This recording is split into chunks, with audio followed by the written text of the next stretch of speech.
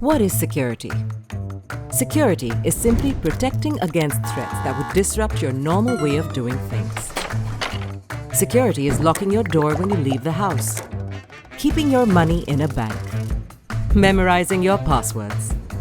Businesses take many of the same precautions you do to protect their assets, data, and people.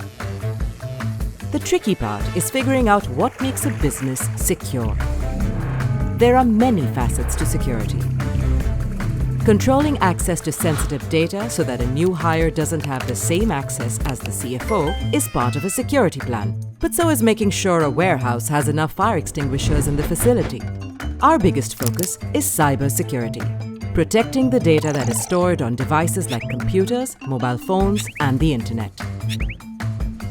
Losing control of information or a system can seriously damage a business's employees, its customers, and its brand.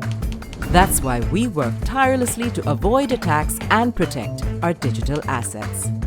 Bad actors will look to hack, steal, and disrupt personal, financial, and business information. It's not enough to simply react to security breaches when they happen.